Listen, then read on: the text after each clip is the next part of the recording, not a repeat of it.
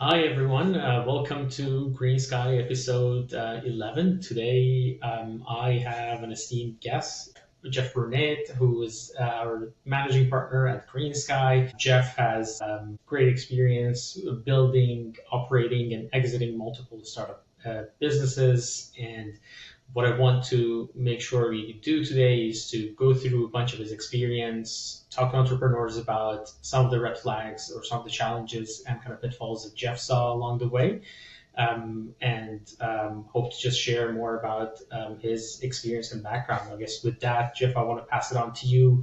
Maybe give us a bit of, background about yourself, what you've done, and then we can maybe dive a bit deeper into like some of the aspects of building a startup. Sounds great. Yeah, happy to be here. Um, yeah, my background, as you said, is mostly in building tech companies. So over my career, I've founded 5 tech companies, had a bunch of good exits along the way, uh, got lucky and sold some companies to Google, Apple, HP. Recently, sold my last startup to private equity. And after my first couple of exits back, dating myself, but back many years ago, I think 30 years ago, maybe was the first one, I started investing in startups. So I've been a pretty active um, investor and kind of hands-on board member for a lot of early stage startups in addition to operating companies. So that's been the bulk of my experience has been kind of, call it, on the other side of venture. Great. And yeah, just I guess I have been curious to hear from you. How did you decide to become an entrepreneur? What inspired you to test and try entrepreneurship to begin with? Yeah, good question. I started into computing when I was really young. And that's not so big a deal today, but back when I was young, computing was just emerging. So I grew up on early versions of Unix, 5, 6, 7 years old, started programming. Eventually, Commodore came along with the VIC-20 and Commodore 64, and I got deeper into programming. So by the time I was headed to university, I'd had a lot of hands-on technical experience. At the time I went to school, they didn't have a specialized program in computer science that allowed for someone to skip ahead. Um, so what I wound up doing was studying more business and spending a lot more time on the business side of things, because I already had a pretty good head start on technology. Um, that led to really my first official startup, uh, founded in the last year of university for me, and it came about from two areas. One, I would say at the time, the primary driver was love of technology. So the internet was very, very new. Email had been around for quite some time, but web browsers were very new. This was kind of back in the early days, pre-Netscape. Um, so me and 3 other friends founded an internet service provider here in Toronto, called AracNet Internet Systems. And for me, I was focused on the technology side, so building out all of the technology infrastructure, figuring out how to run an ISP, what's needed, how do you set it up, how do you manage, web services, all these things. And back in that day, it was really a love of technology that got me up in the morning and allowed me to work on that project every day, because it was all new discovery. These were days when, if you wanted to host multiple websites, you had to actually modify the Linux kernel to support multiple IPs, and really back in the kind of pioneering days of figuring this stuff out. So it was a lot of fun. It was a lot of trial and error. We spent a ton of time. My partner Steve Clark was um, one of the founders at AracNet, and both of us spent a ton of time, many late nights, building out the infrastructure. We got lucky, and we started to sign up customers quite quickly as the internet's popularity started to gain traction. We started signing up more and more customers, and none of us really knew a lot about business or running a company. So we were kind of learning on the fly. And an example in the early days of that business was we started signing up all these customers and realized quite quickly we didn't have a good billing system. There just wasn't a good billing system on the market, and nothing on the market tailored for internet service providers. So that was a good example of kind of living by the seat of your pants. And we ended up building this large billing system. I wrote most of this fairly complex billing system that allowed us to bill and offer different packages for our customers that would pull together and amalgamate all kinds of billing detail records from all kinds of different systems. And that was kind of our first introduction to a large scale business problem where we were signing up thousands and thousands of users, and very quickly needed to build the infrastructure around them. And at the time, nothing was turnkey. So this was all custom development. It was all us sitting in a room thinking, what if we did this? A lot of trial and error, and maybe we'll talk more about that business in a later podcast. But we ran that business 4 or 5 years. We were lucky enough to sell off the customer base before some of the large telcos came into the market, and were offering services directly to the consumer. When we started, the Bells and Teluses and Rogers of the world would provide network infrastructure to other companies that would then sell that pipe to the internet, and that's what we did.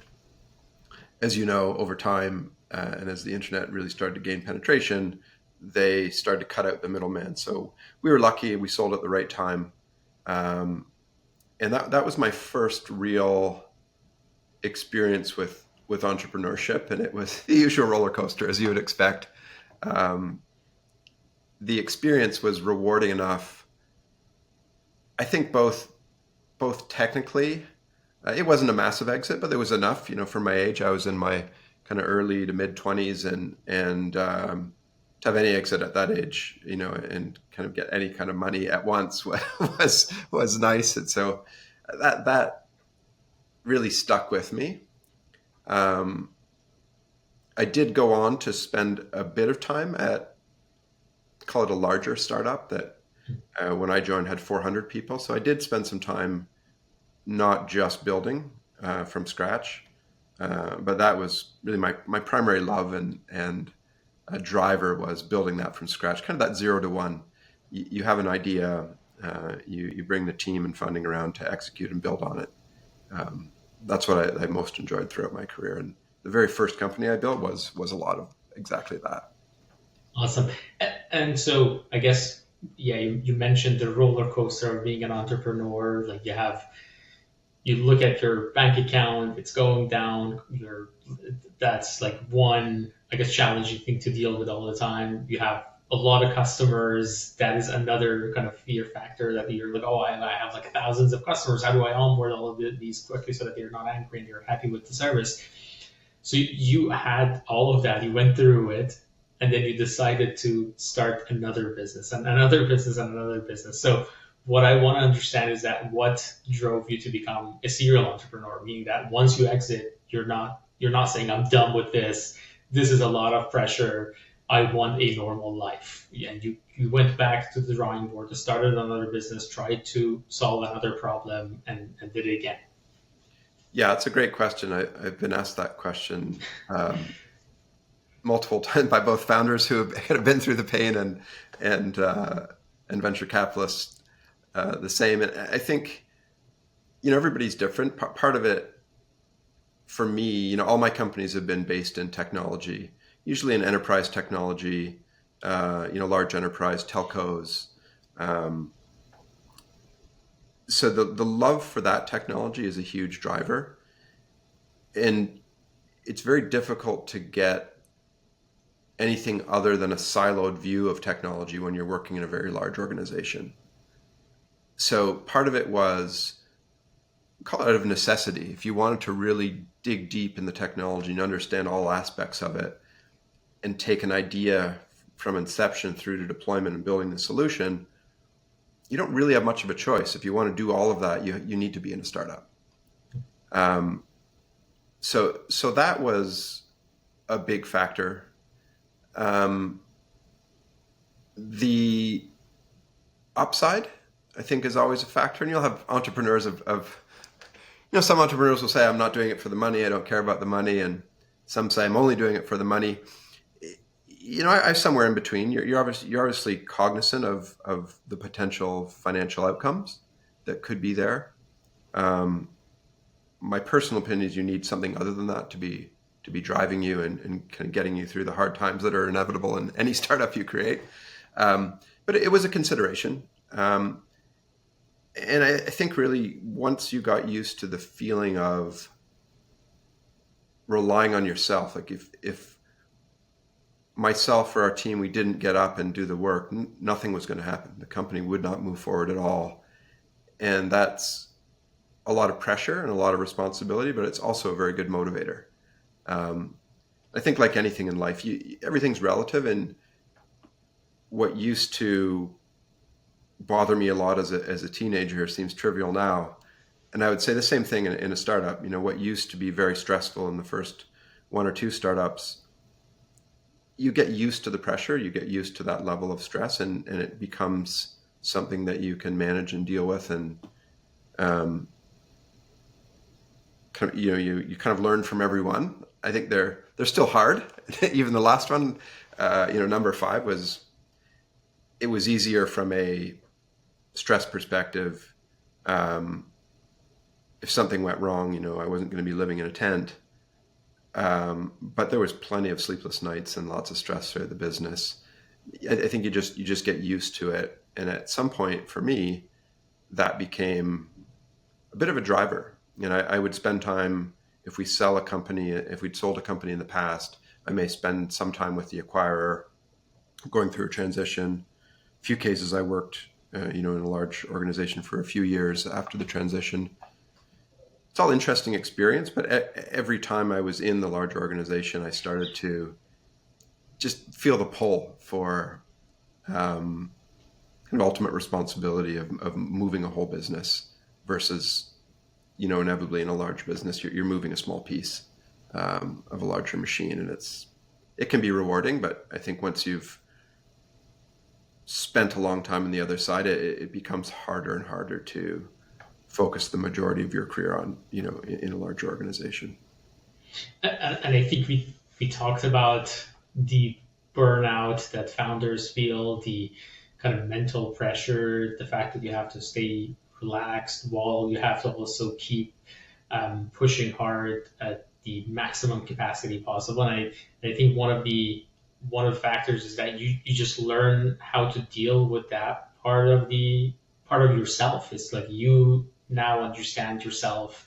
You now understand what actually gives you anxiety. You now understand probably how to calm yourself down. I'm just curious to know how was your experience on that side? Like, how did you or like your personality evolve to like control that pressure or like that anxiety? Yeah, it's a great question. And I think you nailed it by saying it does evolve over time.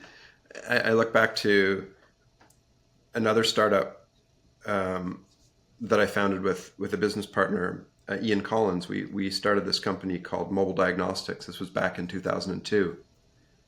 And it was in the carrier space as well, wireless carrier space. And, during that phase, I was in my kind of later 20s, and I had a very different attitude about stress and life work balance than I do now. At that time, I was, you must work hard. The business has got to come first if you want to succeed. There's a ton of competition out there. You better be working harder than everybody else. I don't think that's wrong today. But I did do some things that I learned from that were mistakes. And I was in a position where I would give off the signals to my staff, for example, that vacation, who needs them? We're not working at IBM. We're here to build a business and win. And vacation is something we'll deal with later on. And those are things, like you say, you become self-aware enough to realize, hey, I'm really tired, or I'm not thinking as clearly as I should be. And my opinion really changed on that over time. And luckily, I've worked with a lot of the same people over these businesses I've created, so I've had time to apologize to them and make sure they took breaks when they can. But it was an example of, like you say, learning and dealing with stress. I think one of the most important things is to know yourself and be able to understand when it's too much. And I've seen a lot of founders kind of fall into this trap where startups are really tough. It's never easy. There's a lot of sleepless nights. And you fall into this trap thinking, if I just work a little bit harder, I can work my way out of this problem. And I think what is missing sometimes is if you don't step back and take a rest and get a fresh perspective, you just fall into this circular pattern. You get more tired and you don't get anywhere, and you're not thinking clearly, and it's bad for you as a founder personally, and bad for your health, and it's really bad for the business. And I just didn't think that way when I first got in and was running companies. And I do today. It's a big change in the way that I think, and I think a big way that I still manage stress today is to make sure I have time.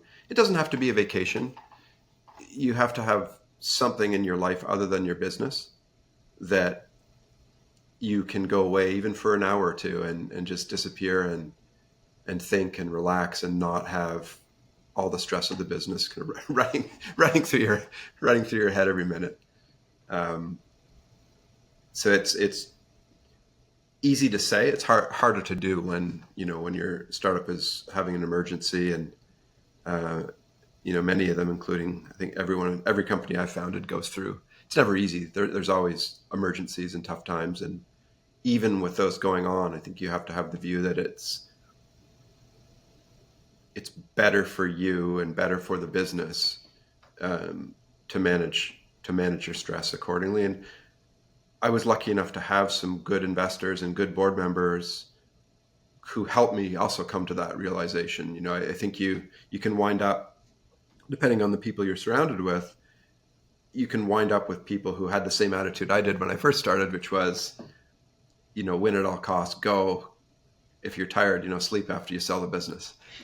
And I was lucky enough to have some people around me and some mentors around me who I think were able to pick up on the fact that we were overdoing it before I picked up on it, and kind of helped with, help me recraft my view on stress and life-work balance.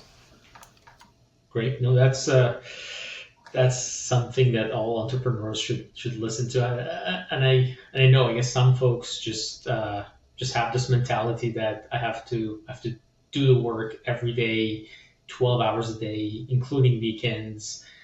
I'm going to wake up 5 a.m. to start working, then it becomes 4 a.m., then it becomes 3 a.m. And you're grinding and grinding, you're probably not sleeping enough. And you get to a point that, yes, you're up early and you're working these hours during the day, but how efficient is it? How good of decision are you making? How good of a leader are you when you're dealing with your people? And I think that's when it becomes problematic. It's not the question of, can a human being just sleep 4 hours a night and operate for a year or two? They probably can, but is it at the optimal performance or not is probably the key question here. The other thing that I guess a lot of entrepreneurs ask me, or when I talk to them, they think about, and especially the ones that, let's say, don't have leadership experience from before, is just like how good of a leader they are. Like they question themselves: am I good leader here? Am I actually giving the right directions? Am I micromanaging? Am I keeping the team loose? Are we just burning through cash without really getting to a product or a solution here that is meaningful? This is also another kind of self-attack that I've heard and seen entrepreneurs try to deal with all the time. And I'm just curious, first of all, how you think your leadership style evolved, and perhaps like what were some of the pitfalls that you saw during your leadership in these different organizations? Yeah, I mean, my style's evolved quite a bit over the years. I've never been quick to lose my temper or get upset, and I remain that way. And that's, I think, having some of those characteristics may make it easier to to manage some of the stress. Um, I think the vacation is a good example where I was started out early, was setting an example really for everyone that working longer than anybody else was the way to win. I still, to be clear, I still believe that the reason many startups are able to beat larger companies is exactly that, because the founders do have a kind of a maniacal focus, because they are obsessed, because they do work harder and longer than the competition. I do believe that comes into play. But it needs to be balanced. It needs to be balanced with the ability to be able to reset, to be able to come up from the day-to-day stress and look at the business from a high level and look at checkpoints. How are you doing? Trying to look at things from a different problem. And it's very hard to do that when you're, down in the weeds, stressed. I think going through tough times is what really molds your management style for me. So it's, there's so many emergencies and so many issues in every startup that you create. Going through those, how you attack them, and I think you learn. You watch what works and you watch what doesn't work, and you continually refine how you behave, based on how you navigate through these problems. And I think if you're self-aware and you're doing that, no matter who you are, your management style is going to naturally change. It's going to change naturally with the times, as the way we do business evolves. But hopefully it also changes because you're watching what works and what doesn't work, and how you're interacting with the people that you're working with. So for me, there was, my leadership style, I look today, is very open. Some might argue too open, because I if we're going through a process of selling a company, I want to be completely honest with all my staff. Here's where we are. Here's what we're doing. Here's why we're doing it. Here's why we're thinking about it.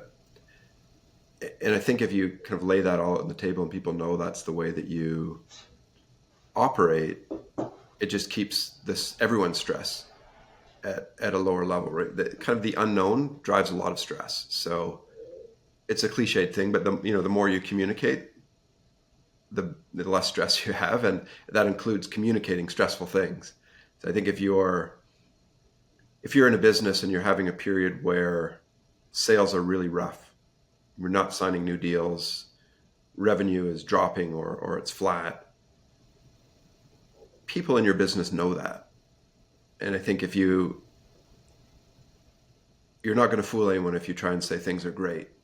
I think you need to be candid about where things are in the business and what the risks are.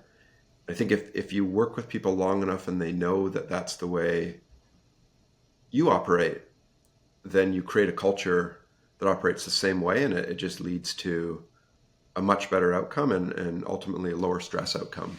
I think, to summarize, I would say, trying to manage the message or kind of pull the wool over people's eyes doesn't work very well in a small company, especially the early stage startup, right? There's no room. Everybody knows everything very quickly. So that's another, that's my style evolved that way as well, contrary to some, advice that I received earlier on in my career. And I think like anybody, you find what works and what doesn't work. And for me, that style worked, and it's not always perfect. It can create problems and drive a lot more questions in some scenarios where you look and say, I wish I didn't have to deal with that right now. But that's that's life, right? No style is perfect. And I think um, I err on the side of being very open. I found that's worked well for me in the startup world. Got it. And maybe, and I guess the fact that you've been into many startups and things, you learned things, and then things evolved, and you like redid it again. It's like a very cool benchmark just to ask you like, how did you start doing something, and then how did that thing evolve over time? And like maybe the last thing that I want to know is that how did you start when the first time you went for fundraising, and then how did that fundraising evolve? Let's say when you were doing it for the last company, like obviously you had more experience. You were now a serial exited entrepreneur when you get to the last one, so that could definitely add a lot of positive weight. But I'm just also curious how you approached it. Yeah, it's it's a great question. I think raising money is something that one of the few things that did get a lot easier across multiple businesses. So the better track record you have, the more experience you've had, the more times you can show a return to investors, uh, the easier it is to raise money. And you could probably have an entire podcast on this subject, but even that creates an issue where it's easy to go raise money if you've done this 4 or 5 times and you've had some big exits and you've made your investors lots of money. It's quite easy to go out and raise a pile of money without a lot of traction. Um, and quite often that's an awful thing to do. It's a really bad idea. We kind of live in a world where a lot of startups and founders are measured on how much money they can raise. Um, and I think founders need to, especially first-time founders, need to be really careful um, about that. And so, back to me raising money. In the early days, it was very difficult. There were two things that were very difficult. One was getting someone to believe in you. So you have this gap where you have an idea, you want to execute on it, you have some level of market feedback, whether it's just conversations or whether it's actual, if you're lucky enough to get someone to pay for an early idea. But there's a real gap for most people between that and going to a venture fund and saying, I'd like you to bet on me. And so that part was difficult in the early days, and we bridged that gap in 2 ways. One is being, incredibly capital efficient and trying to make as much progress as possible before we went and tried to raise money. And two was kind of managing our expectations around valuation. And I won't offer this as advice. It's just the way that I've think over. I've the strategy I've had over my career is I don't really sweat dilution that much.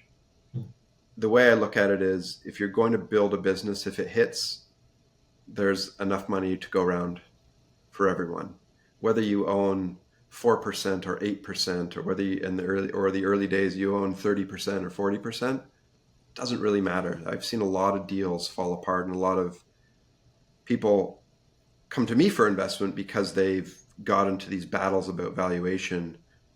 In the grand scheme of things, it doesn't really matter. And that's easy to say. And some people might argue, okay, well, if I own 10% when we sell the company instead of 5%, I'm making twice as much money. Yeah, you are, but is it worth stifling the start of your business and taking all those risks in the early days of your business and not to take capital in to, start driving that growth? I think for me, the answer has almost always been no. It isn't worth arguing over the valuation, but I think those two things, you need to be scrappy in the early days. You need to show that you can be very capital efficient, and that doing that well helps build credibility with investors. The second one is talking to investors before you're really ready. And again, in a startup, you're so busy and there's so much going on, there's so much stress to deal with. You need to make it part of your job to, if you want to be a venture-backed company, part of your job needs to be allocating time to just talking to investors. And if you don't have the track record for someone to back you out of the gate, the next best thing is to spend time with someone and tell them, here's what I'm going to do over the next 3 months. And if you deliver on that, you get to know them a bit more, a little more trust is built, and you say, here's what I'm going to do over the next 3 months. And if you start to execute on those plans, it is so much easier to go raise money when you're ready. So in the early days, building that credibility, it's